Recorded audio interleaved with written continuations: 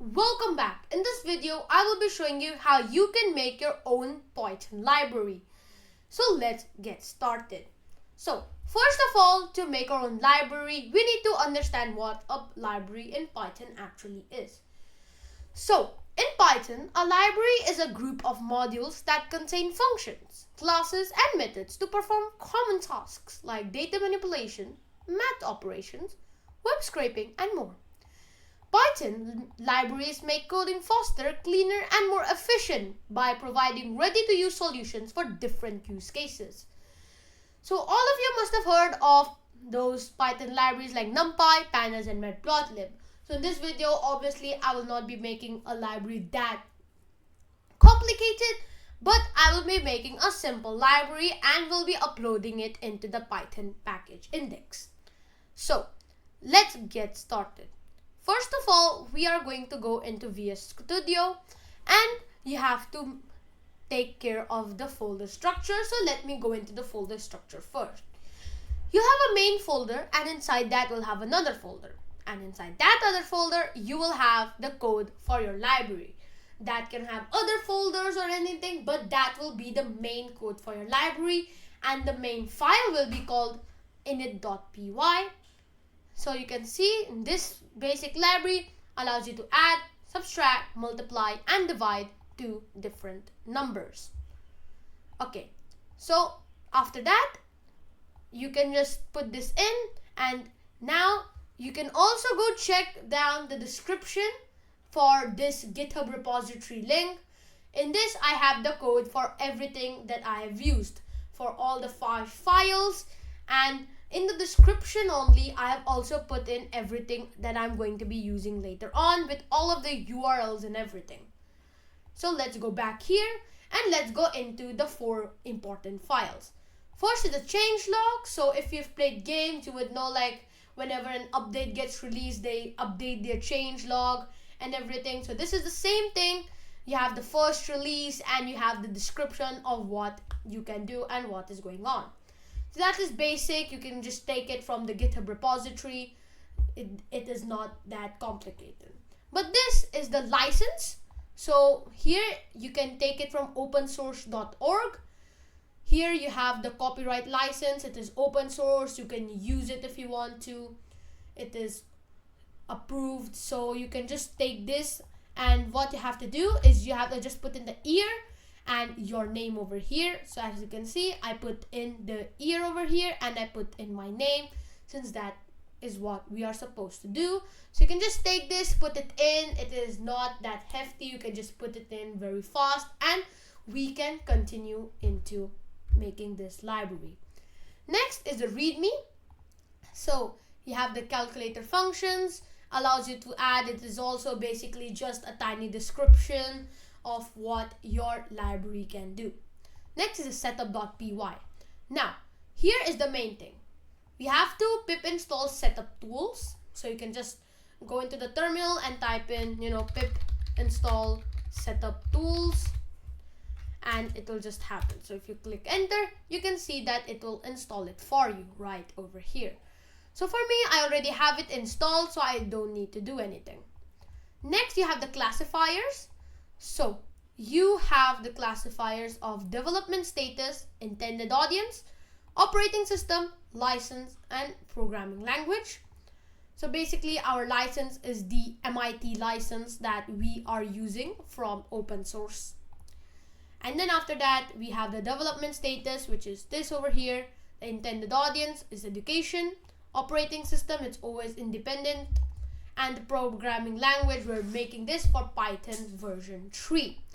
Next, we can go into the setup. So its name is yt_calc. Version is 0.1. You have the description and the long description. URL is going to be if you're making like a big one. So you know how like lots of libraries have their own documentation and everything. That is what the URL is going to be for. Author is going to be your author, what's your name and everything. Email is going to be your email or your team's email. License is the MIT license. Classifiers is equal to classifiers with over here. And lastly, keywords are calculator and basic calculator.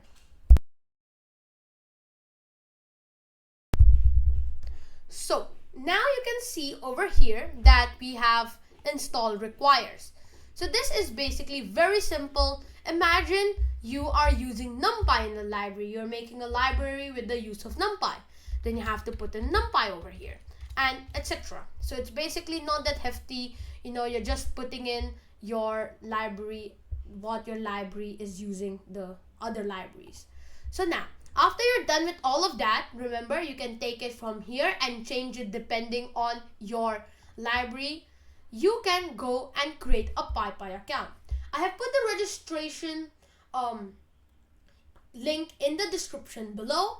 So you can just go ahead there, fill in the information. It's free, you don't have to pay any money and you don't have to pay any money ever. And then after that, you have to enable two-factor authorization, which will also take a maximum of 5 to 10 minutes. After that, you can come over here into API tokens. So right now you can pause the video and do everything I have told you, and after you're done, you can come to account settings and go into API tokens. Okay, so I think you are in the API token section here right now.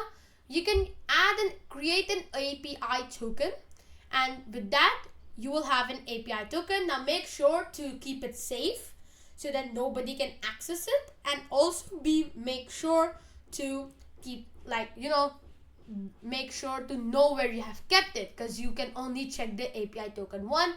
You cannot check it more than once. So you can take like another 5 minutes. It doesn't even take that long, 2 to 3 more minutes for this. So you can just pause the video again and you can make your API token. Okay, so I think you have made the API token now. So now we can go into Windows PowerShell. Open this. Now we're going to be putting in some commands to publish our main library. So this is where the fun begins. First thing we're going to do is install twine. So pip3 install twine.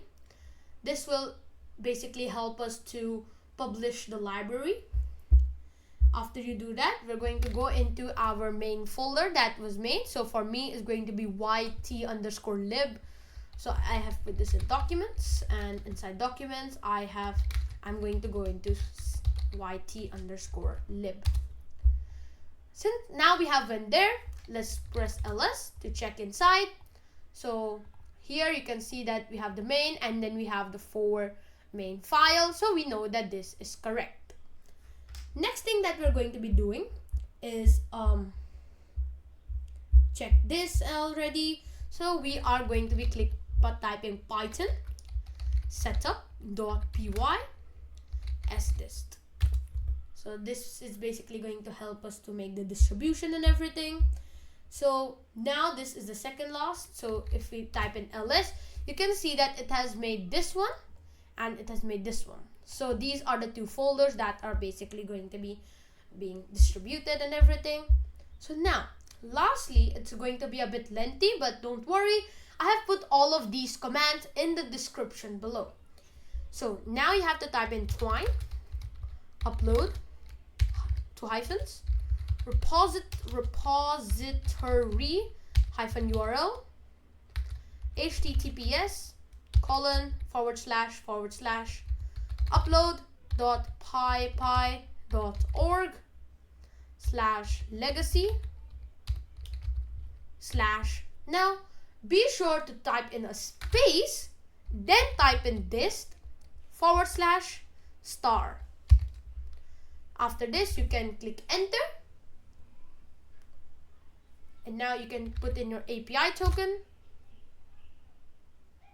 And now you can see that your library has been made. So let's go into here and let's see what we got.